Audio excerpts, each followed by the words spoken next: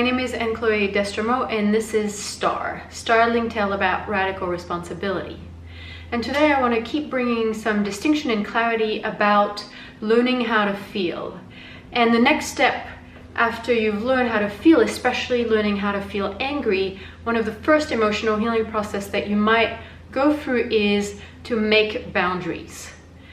Because in modern culture, the old thought where is it is not okay to feel and it is not okay to feel angry, then when it's necessary to make a boundary, make a limit, protect yourself in all your 5 bodies, you do not have access to this resource of anger to do so.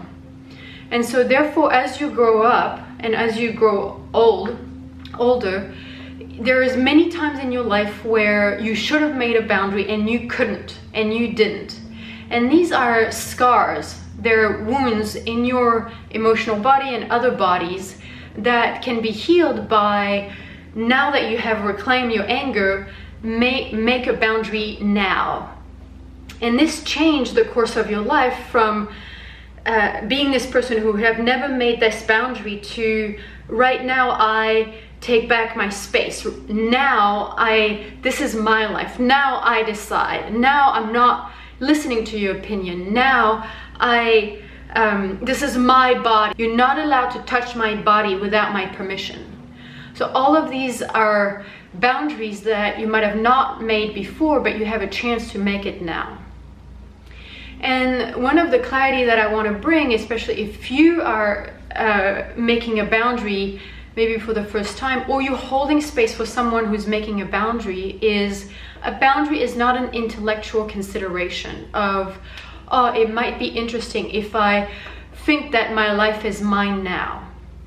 No, a boundary is using this emotional pain of having had a boundary crossed, so that when you make the boundary, the shape of your being changes, your identity changes, so that you become the person who has made the boundary, who's holding the boundary. And so therefore, never in your life will that boundary ever be crossed. And the fact is, when you make the boundary, hold the boundary, become the boundary, the universe and other people change, adapt to your new shape. So they change their behavior so that they don't even try anymore to cross that boundary, because they can feel that if they try, you will make the boundary, you will hold the boundary. Say no and stop. This is not allowed. You know, you do that, or you keep doing that, I put you on the ground. You know, this is really what it's like to make a boundary and to hold a boundary.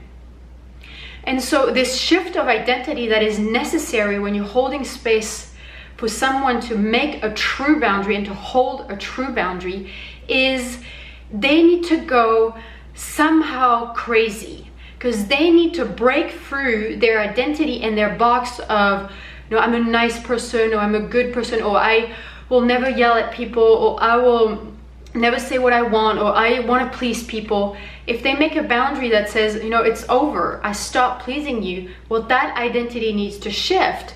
Their identity needs to become bigger than their box. And that feels a little crazy when you hold space for that.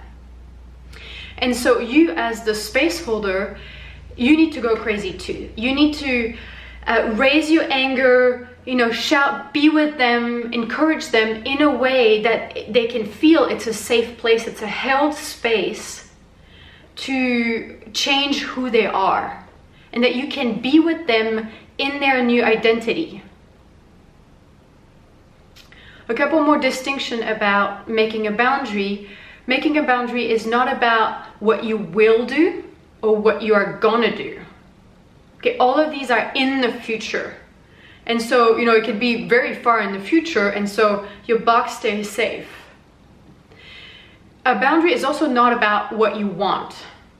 So it's not about saying, you know, I don't want to be a little, you know, pleasing girl anymore. I don't want you to tell me what to do anymore. Those are not boundaries, those are want. You know, and it's, well, I want to win the lottery. You know, is it going to happen or not? Well, that's out of my power. So when you holding space for someone to make a boundary, you coach them is what changes, what stops now. You know, this is my life. I stop being a doormat. I stop rescuing people. I stop rescuing you. I stop taking responsibility for you. All of these are boundaries that are happening right now in the present. And another clarity about making a boundary is this is never about changing somebody's behavior. So it's when you have your client, or you notice even yourself, saying, you know, stop entering my space, or stop giving me your opinion, or I don't want to, you know, I don't want to hear about this anymore.